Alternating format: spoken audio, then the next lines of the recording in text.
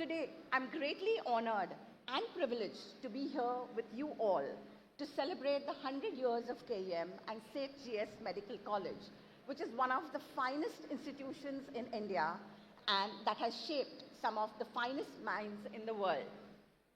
Standing here on this basketball court today feels surreal.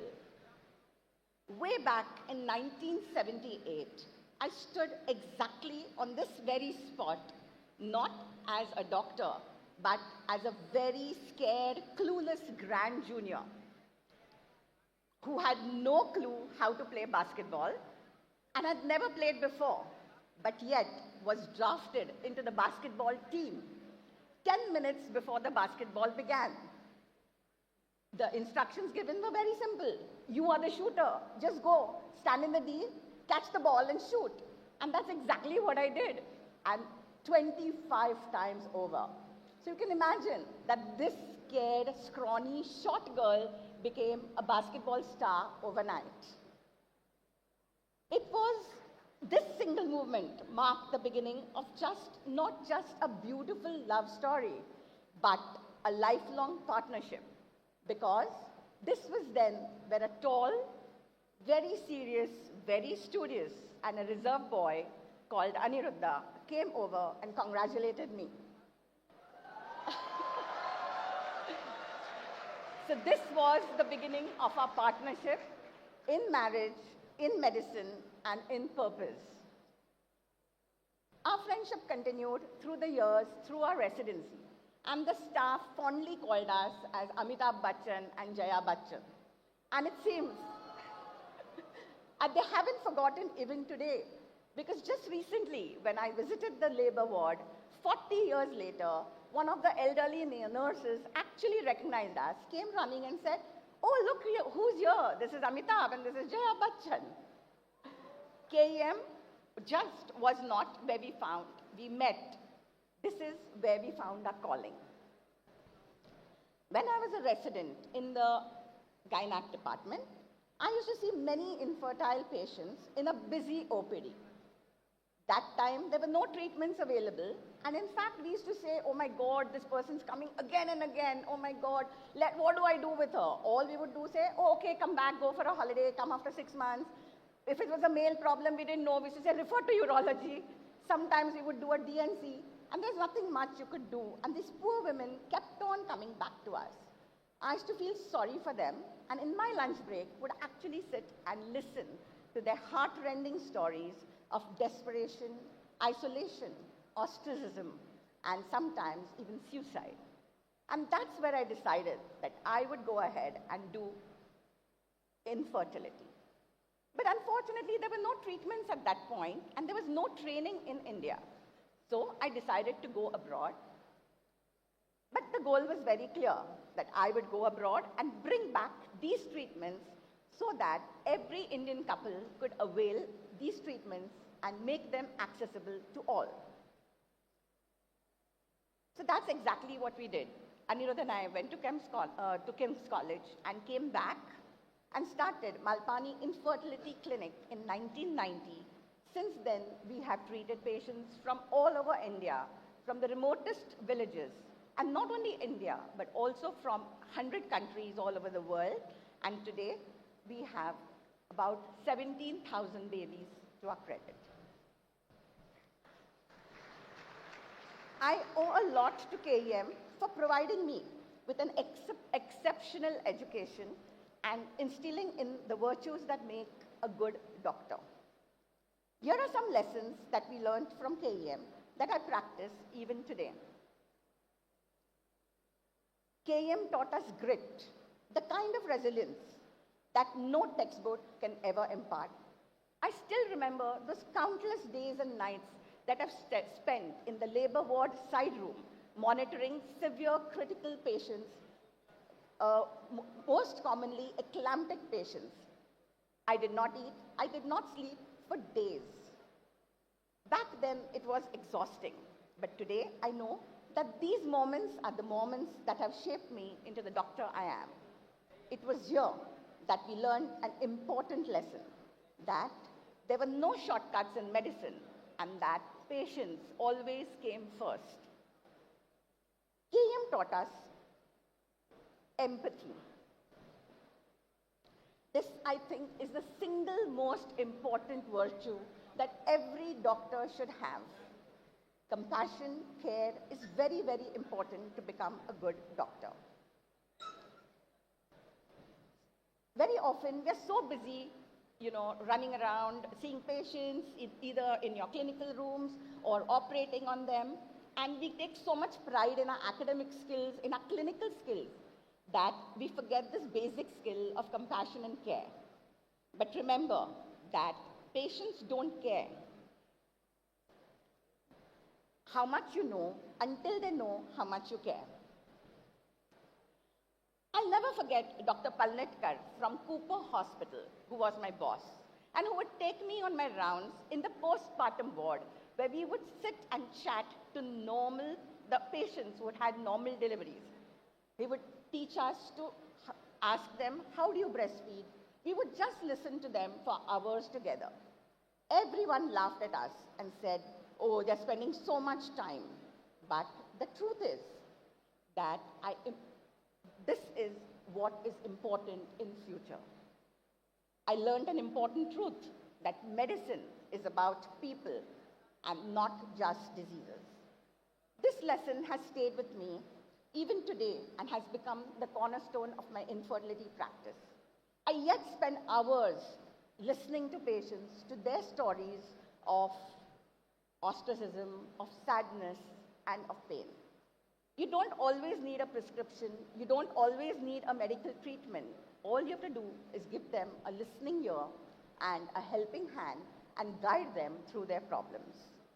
In fact, I've recently written a book called Cries, Sighs and Lullabies, The Untold Stories of Infertility, which talks about the emotional coaster and the troubles that these infertile couples go through. One of my favorite quotes is also by Sir William Osler, the great physician. A good physician treats the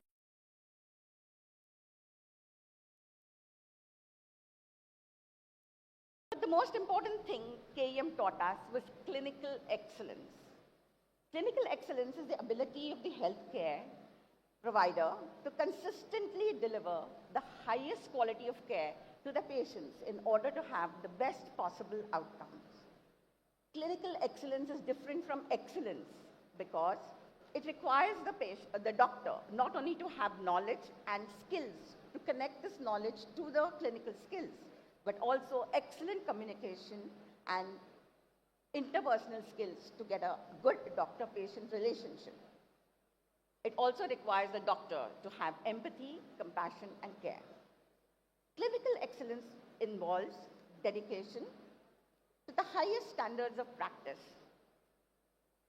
a commitment to continuous improvement, and a willingness to go beyond the patient's need.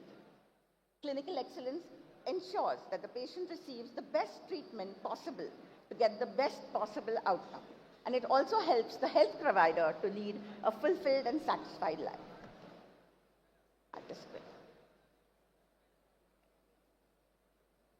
We have the privilege of working under legendary professors like Dr. Manu Kothari, Dr. Ravi Bapat, and Dr. Sunil Pandya. They not only taught us clinical excellence, but also taught us the science and art of medicine. Their teachings, along with the sheer volume of patients and the variety of cases we saw at KEM, prepared us to excel anywhere in the world. Let me share you with my own story at Johns Hopkins way back in 1982.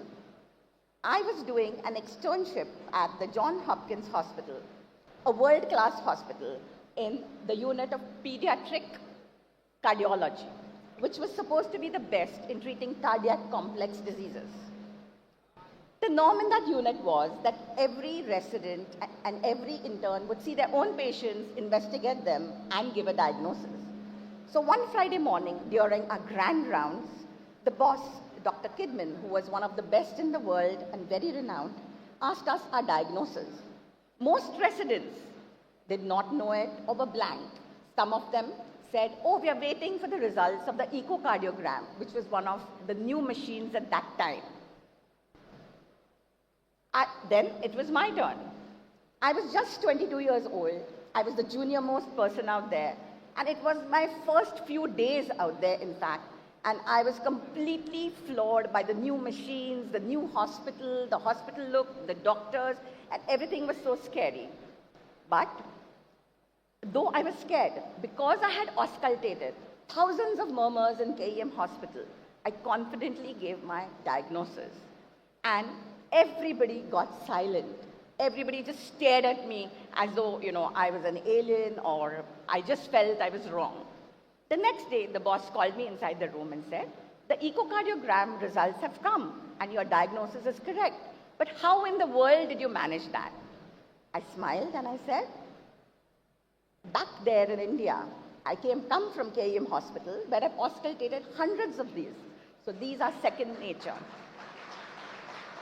So that's the kind of clinical foundation that KEM prepares you for, to hold your ground and to stand tall in any setting, anywhere in the world. So please, do not spend time just reading textbooks, sitting at home, mugging up, cramming for your exams. You have the patients right out here.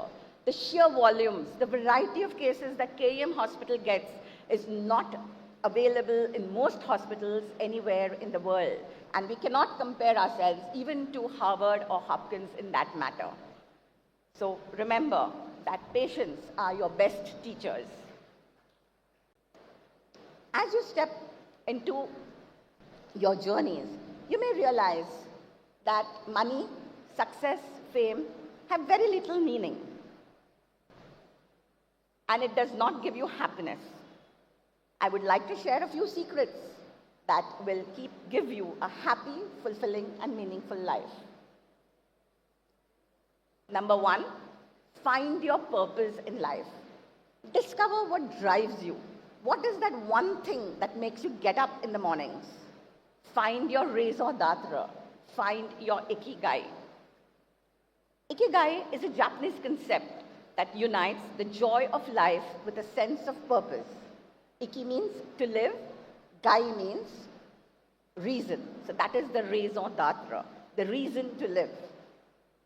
Ikigai helps you to discover your ikigai by exploring the intersection of four elements. Passion, what do you like doing? Vocation, what you're good at or your skills. Mission, what does the world need and how can I contribute to this? And profession, what you get paid for. This age-old philosophy offers a structured approach to identifying your purpose and leading a happy, meaningful life. So how do you find your ikigai?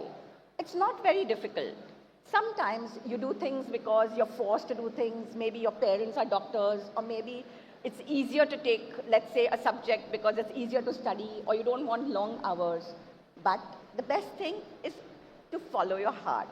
What you need is a little bit of introspection, mindfulness, maybe a little meditation may help. And find what is that one thing that you like, what is that one thing that you're good at, and maybe combine this so that you can have your profession. Number two, always do the right thing.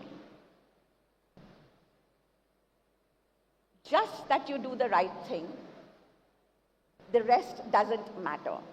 Cold or warm, tired or well-rested, despised or honored. This is a famous quote by Marcus Aurelius, the great Stoic philosopher and the Roman emperor. It emphasizes the importance of moral integrity and virtue. It encourages us to do the right thing, even if it costs us everything. Always do the right thing is a fundamental value. That means acting in such a way that you're honest, truthful, and kind. It means doing what is the best for your greater good or for the common good, rather than making decisions that are based on your personal benefit. Doing the right thing is important, because it gives you self-respect, self-confidence, and a strong character. And it also has a positive impact on the world. As you start your practice, there may be many occasions where you will be tempted to do the wrong thing, maybe for money, maybe for success, maybe for fame. But just remember, if you're confused or you're not comfortable doing it, again, wait for a moment, introspect and think, are these the values that I have been brought up with? What will people say? Is this the right thing to do? And the answer is right there. Again, as Marcus Aurelius said, if it is not right, do not do it. If it is not true, do not say it. Money and fame may come and go, but your character will define you forever. As Ralph Emerson has said, nothing is at last sacred but the integrity of your own mind. And number 3 is find a way to serve the world. In today's world, we admire people who are rich, successful, and are famous. But true value does not come from being just known. It comes from doing service. Fame fades, but the impact of service endures. And if you look at all the successful people in the world, it may be Mark Zuckerberg, it may be Warren Buffett, in our own countries, the Tatas and Birlas, they all always have done great philanthropic work and have served the community because they know that true happiness lies in giving. As doctors, we have a unique opportunity to serve the world by combining knowledge and compassion. As one of the pioneers in this field of infertility, I have witnessed the evolution of assisted reproductive technology and contributed to its growth in the country. When a time when fertility was considered as a curse, a stigma, when treatments were in their infancy, I worked tirelessly for 35 years to bring hope to these countless couples. Initially, I went abroad with the aim of getting these treatments and making them accessible.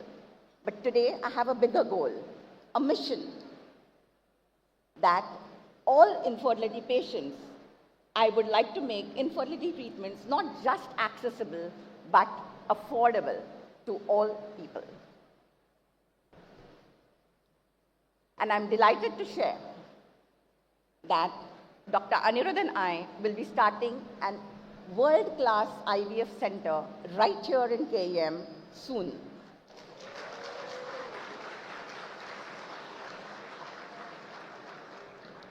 It will be called the MAA IVF Centre. It will provide cutting-edge infertility treatments to patients from all walks of life, ensuring that even the most economically disadvantaged have access to world-class care. The goal of IVF is not just to help the infertile couples realize their dreams, but also it will be used as a hub for research and innovation, and it will be a training center which will provide hands-on training to clinicians and employers. Through this initiative, we aim to bridge the gap between advanced medical technology and affordable healthcare and establish KEM Hospital as a leading center for infertility center in the public health sector by integrating state-of-the-art technology and compassionate care. So, in conclusion, the MAA IVF Centre is not just a project. It is my heartfelt tribute to KEM Hospital, my way of expressing gratitude, and my hope for the future, where no couple is denied the joy of parenthood due to financial reasons, and that every couple who comes out here could dream of having a baby of their own. Thank you.